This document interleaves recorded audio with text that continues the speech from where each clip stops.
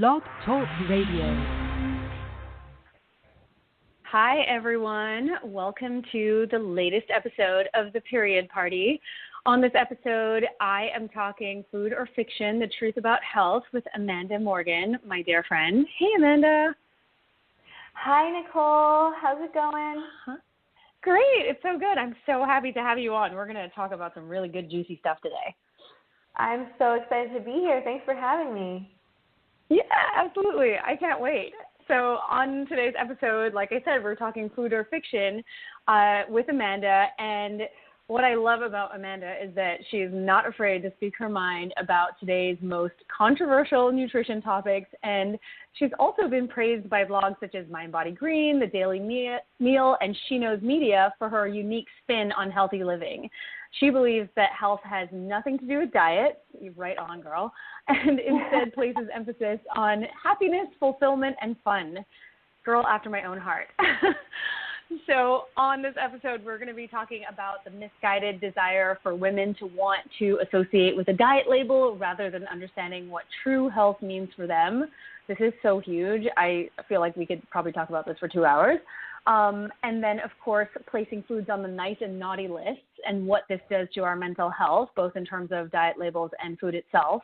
And then, of course, where the food or fiction concept came from and why it's important to embrace the fuck out of it or the fuck it mindset and listen to anyone else but your own intuition, and also why everyone and their mother should be angry with how inappropriate and deceptive food marketing has become and why it's important to educate yourself, as well as the future of the diet industry. So we're just going to squeeze all of that in to roughly 30 minutes.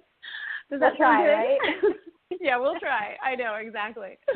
So yeah, I would love to know from you, maybe to start, like, how this became your mission, because I always feel like there's always a good story behind someone who is so enthusiastic and so driven to educate people, especially women, around things that are so controversial like this. Totally. I mean, we all have our own story, I think, those of us who get into this work. And mine, oh man, I'll give you the short version. It dates back to college, and I studied abroad in Australia during college, which was amazing. And out there, I don't know if you've been, but it's just so wonderful, and they have a love and passion for healthy food that, you know, I was kind of lacking here in the States back in college, and it was just so much easier to have access to healthy foods. And, you know, you were constantly surrounded by this mindset of, you know, health is simple, and we don't surround our thoughts around it 24/7, which is what I was finding here, even at that, you know, young and tender age of 20 years old. So out there, I had a roommate that cooked a lot, and I just started to see, especially coming from an environment where cooking was just like not really a thing. I mean, I was in college, so you eat out for pretty much every meal. So when I was out there, it was just so much easier to eat healthy. I had a roommate that cooked every meal. My access to healthy foods and walking was just a part of my daily life. So, you know, I embraced this new lifestyle, even though I was still kind of like confused about food. And I brought it back here to the States. But what I found was just that it was so much more difficult to embrace that same lifestyle, because the food here and the food system here was just so different.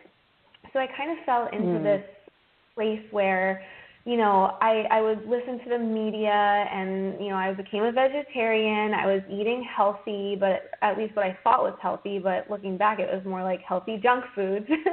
And I was just surrounded by, and I was just surrounded by all of this miseducation, which I'm sure so many of us are, right? We look to a lot of these sources, like the Bible. You know, we watch the Today Show and the health segments there. We read Shape Magazine, we read Women's Health Magazine, or whatever, you know, source it is, and we think that what they have to say is law. And a lot of times that's just not the case.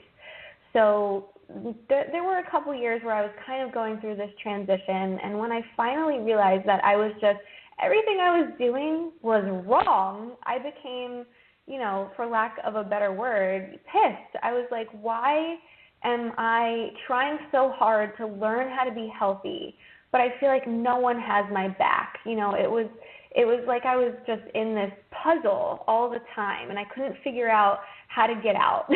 So what I did was I went back to school and I studied nutrition, and that was when I finally understood that, you know, no one really had my health's best interest at heart, and it was time for me to take action. And that's kind of where the journey all started. And from there and then on, I've just been educating and doing what I can to spread the same mission, because I think so many of us, even though this was 10 years ago, we're still confused about food despite having, and I always, you know, tell my clients this, I'm like, despite all of this access to information, we're still confused, because it's almost like this information is adding fuel to the fire because we're just not sure who wants to, right? And I know you can relate to that.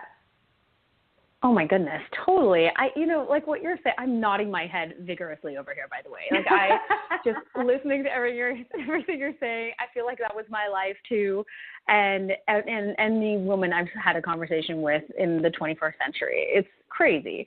And like you said too, even, you know, decades later after all the sort of diet industry started, we're more confused than we've ever been. And I think that young women especially are in that situation. And I'm like you, I just want to get my hands on all of them and give them a nice little group hug and say, okay, this is what's going to happen here. And these are the things you're going to forget you ever knew. Because it's just so frustrating to see, right? Yeah, yeah. It's like we have the job of teaching them how to unlearn everything that everyone else has taught them, right? Oh my goodness, totally. I know. I feel like we're doing a lot of unlearning and destigmatizing, basically. Yes, for sure. So talk to me about that. Like this, you know, this idea that we would rather associate with a diet label rather than understanding what true health means for us. Like, where do you think that comes from? Do you think that comes from women just really not being taught from a young age to trust their own intuition and their instinct, and instead to look outside of themselves for guidance and the truth? Yes. I think it starts at a young age, and I think that, you know, sometimes we don't want to think for ourselves as much as we should. We're so busy, so we always look to outside sources, right? And that ends up being the media, and it ends up being, you know, our best friend. It ends up being our mom. It ends up being like our mom's life coach. It's like we're listening to everyone around us instead of trying to figure out what's going on inside. We've just become so out of touch with our own bodies that we think everyone else has the answers, but in fact, we're the ones that have the answers, and all of the work starts within us. And it's hard to get into that place unless it's almost like something has to go really wrong for us to get to a point where we're like, okay, I'm ready to change now. Like, what do I need to know? So, you know, part of what I do is helping my clients understand that, you know, all of these health issues that so many people are faced with, they don't just happen overnight. They start, you know, from a young age, and we don't eat in a way that we should be, and then things really start to transform, and, you know, we could end up one day with a pretty bad issue. But if we can learn to eat well in a way that works for us without having to worry about, you know, being vegan or vegetarian or paleo, things would just be so much easier. And I think you and I have, you know, our own stories here, and we really relate to the fact that not all diets are created equal, and not everyone is going to fit into a box. So it's kind of like, you know, I hear this a lot, especially with my clients in the yoga community, and I'm all about the vegan, vegetarian lifestyle. I really do believe in a lot of the principles behind it, but I don't think that it's made for everyone, and I myself am a perfect example of that. I went through a phase where, you know, I was experimenting, and I wanted to, you know, try this more vegan, vegetarian lifestyle, and while I felt great short term, because I think it is great to take a break from animal products every now and then, long term,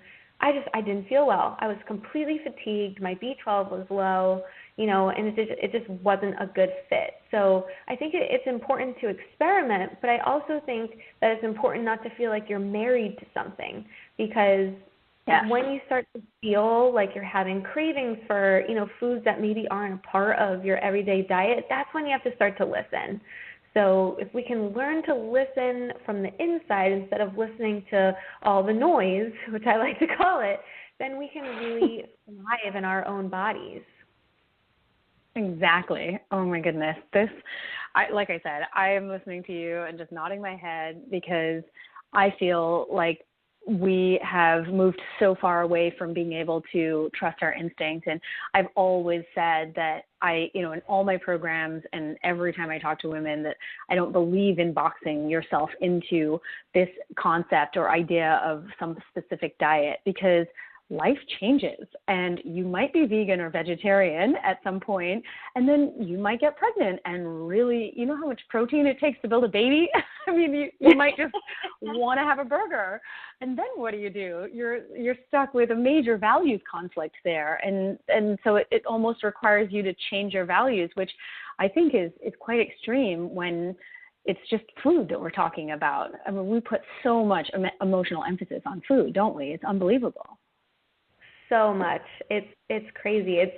It's something that we think about far too much. It really shouldn't be as complicated as we make it, and life is complicated enough. Food should be simple, and that's another thing I always tell my clients, because we have so much going on. There's families, there's jobs, there's things that we do have to deal with, and taking care of ourselves should be a priority, but food is not something we should be thinking about 24/7. It should come naturally, and if we allow ourselves, like I said, to make this process more intuitive and just kind of take the time to understand what your body's trying to tell you, like you said, when you have those cravings, it would be a whole lot easier.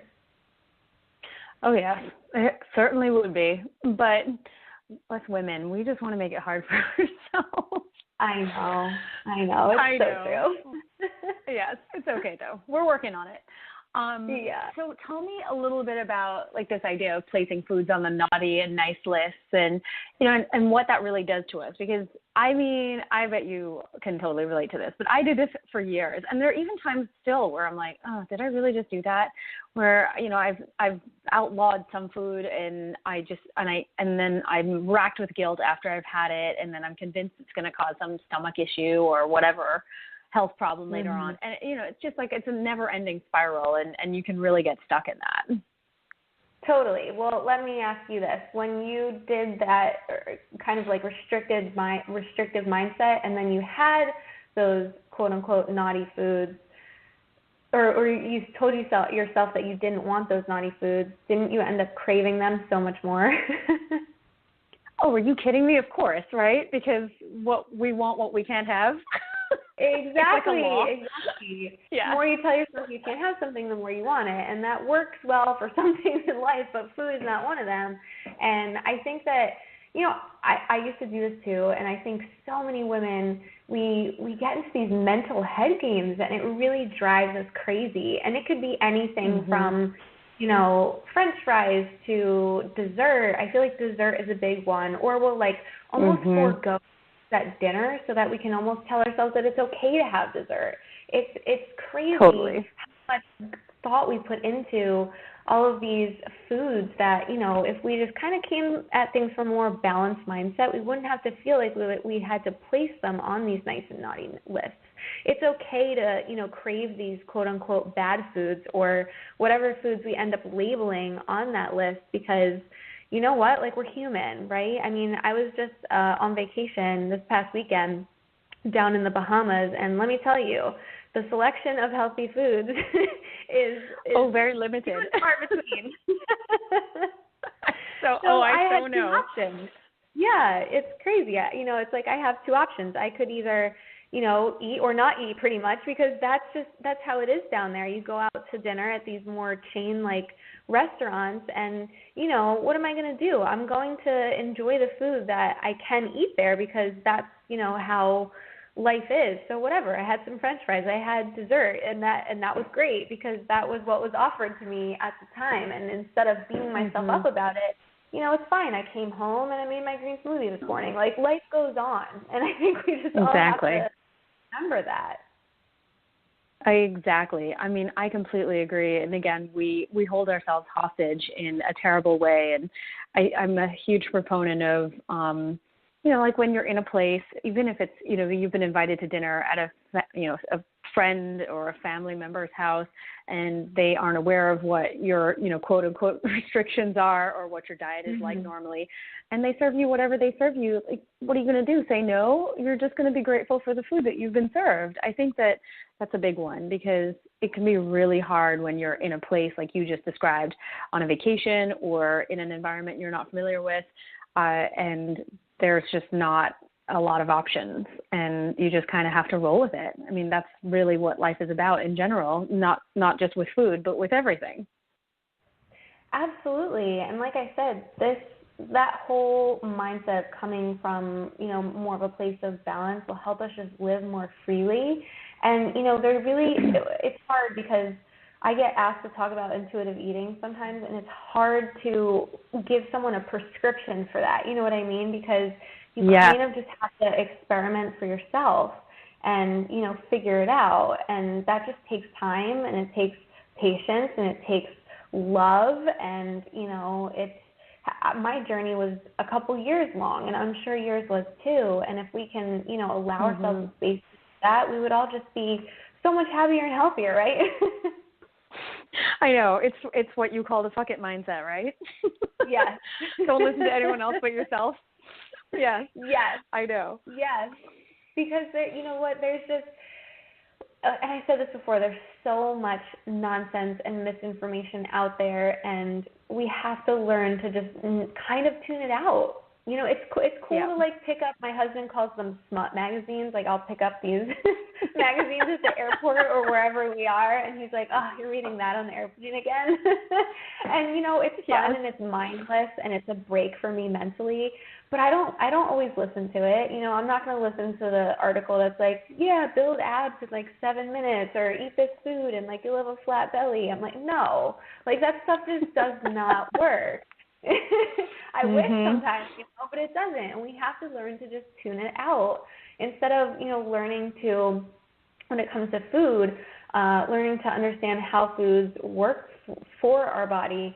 We're listening to the masses, and sometimes we're not really sure what this means, right? So we're told at this point in the game not to eat gluten. We're told that we should avoid sugar. That one I believe is true. We're told that, some of us should eat soy because maybe it's a healthy form of estrogen. I mean, like, what does that all really mean? And no one's really diving into that, which is where, I tend to come in, because I want people to embrace this, don't listen to all this noise, like, do your own research and, figure out what works best for your body, and that's where the work really is.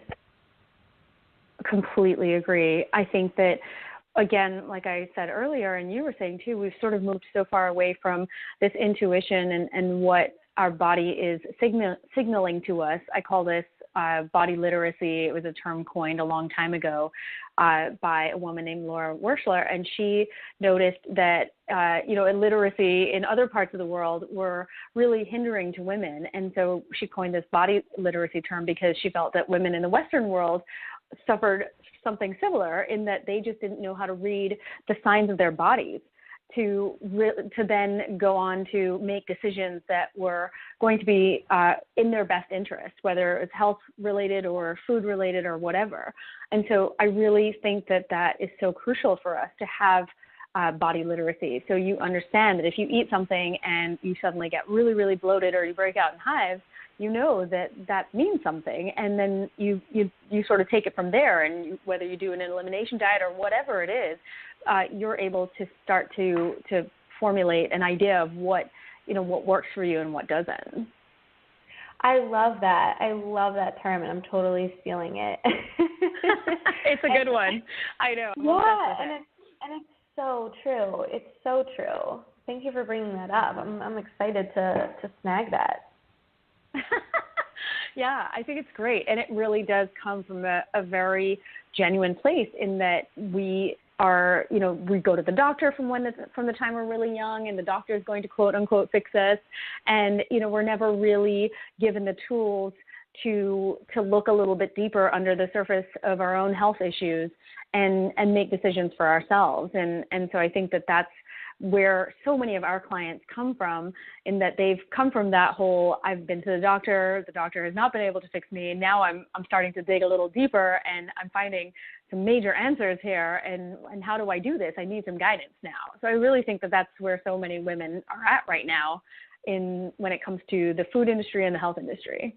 Yeah, it's like, we're so used to kind of putting a Band-Aid on everything that when we realize how many damn Band-Aids is it going to take for me to feel good, like when we have that moment, that's kind of when we're starting to look elsewhere and maybe look at alternative methods, because you're right, like doctors are brilliant, but they don't really always have all the answers. And this body literacy concept is brilliant because we really do have to start to pay attention. I can't even tell you, and I'm sure you feel this too, how many, not just my clients, friends, family, we think that feeling a certain way is normal. So like you said, that bloating, like we almost get used to it, or headaches, we get used to it. Things that very well are probably from the foods that we're eating or the lifestyle that we're living, we almost get used to feeling that way, and we think it's just normal. And when you no longer feel that way because you've changed something, your life changes. And that's why this work is so important, because sometimes we're just not putting the pieces together. Totally. I know. I mean, we're just not. And like you said, we just become accustomed to feeling a certain way. Like the women I work with, they just become accustomed to having excruciating periods or really heavy periods or whatever, or no period at all. And they think that that's totally normal. And I mean, I'm sure like you, I'm constantly reiterating the fact that these things aren't. And again, we're undoing a lot of education around this, or miseducation around it, actually. So I don't know. And I also think too, you probably see a lot of this as well, is that we've never really had positive role models in this world, because my mother, for instance, she was always on a diet, and she hated every aspect of her body, and never failed to talk about that in front of us. And that's, it's fine. Like, I don't have like lasting psychological damage. At least I don't think I do. But you know what I mean? Like, I don't know anyone's mother who loved their body per se. Yeah, my mom is the same way. She's like, even still, based on what I do, she's still looking for the magic pill. And I'm like, Mom, hey, so is your mine. daughter is a nutritionist. I know. You know better though. We can't do that with Mom or anyone in the family. No. Sometimes you educate where you can, but then you got to step away so that you avoid arguments. And my mom's a nurse, so we have different schools of thought. So you do what you can, but it is tough, and we do, again, it's like the whole concept of unlearning things, right? Like, it would take my mom years and years to get to a point, because if you've been living a certain way for, 40, 50 years, and then all of a sudden someone's telling you something totally different, and that it could actually, in fact, be easier than you've been living, it's like almost like you don't want to hear it sometimes, Yeah, let's not forget the fact that someone is your daughter. I know. I always laugh. I know, right? About the fact that our parents definitely did not bring us into the world so we could tell them what to do, especially around their diet. But I mean, it's so funny. My mom's the same way too. She's still looking for diets, and I'm like, Mom, just give it up. It's just not happening. So I really think, again, we just have these role models, and it's hard to break out of that. I was just going to say it's not even like it's their fault, because, again, it comes down to the role model piece. They also didn't have anyone to look to. And, you look at Oprah's whole deal with Weight Watchers. It's just like even these celebrities that have, more power per se than you and I do to really put the word out there, they're not even necessarily doing it. They're getting on board with these other companies. So it's kind of like this deception that's constantly running around, and you and I are screaming on the sidelines over here like, hey guys, it doesn't have to be that way. So it's totally it's hard, and it's like I said before, once you get to that point where you realize that, no one necessarily has your best interest at heart, unless you're, listening to this right now and you realize Nicole and I do, you Here we are.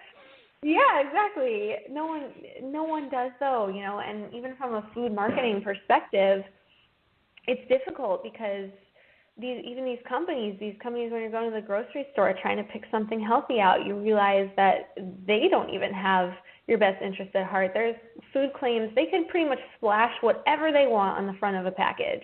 And there's all sorts of regulations and loopholes, and they have ways to get around everything. And it makes it hard on us. It makes it really hard. And, even when it comes to those kind of like trends of the moment, every company sees something and they follow the market trends. Let's say, for example, with green juice or coconut water or protein bars or kombucha. I mean, I could name a million. Right? Yeah, everyone wants to produce them, and then what happens is the quality of these products is so much lower than the original product because everyone's like, okay, you know what, this guy's doing so well with whatever the product is. Let's say it's kombucha, I'm going to make my own version, and there are some out there that, yes, kombucha is a health food, but there are some out there that have added sugar. And, that's why would we need to add sugar into something that's a supposed health food? So it's like that's where the label reading comes in, and just being super diligent about paying attention when you're at the grocery store, because it's not always the front of the package we need to pay attention to, it's the back as well. And I'm sure you and I have both fell victim to this at some point. Yes. I know. It's really strange. Sometimes I just forget to read the back of the label, and then I come home and I'm thinking, really, Nicole, did you really do that? Because, of course, there's inevitably something on there or things on there that you just were hoping weren't in there. Kind of chill. I know. It's sad, but it happens. I fall for it, too. Yeah. Don't worry. And I'm sure we all do, but that's why, it's important to talk about it and remind people that, again, it's not always in our best interest to believe what we sometimes want to believe when we're going grocery shopping. And, doing your research can literally save you from, save you money, first of all, because you don't want to come home and decide that you're not going to eat it because an ingredient is in it that you didn't realize. But it'll also just, save you effort and make things easier for you. Oh, there's no doubt. I know. I know you're just all about empowering women to understand this information and really educate themselves around it, because at the end of the day, right, nobody's going to care more about your health than you, and you have to. Like, you really have to be your own advocate in all areas of your health. So I just wanted to, have you sort of break down a little bit about how you educate women, where they can find you, all of that good stuff. Sure. Well, as you can tell, I'm so passionate about the education piece, because for me, what really changed, learning about food changed my life, because coming from a place where I didn't understand anything and I was making poor decisions and my health was suffering for it, mentally and physically, I want to save people from that, because it really doesn't have to be that way. So the education piece is just so important to me. And when it comes to where you can find me, I am all over the place.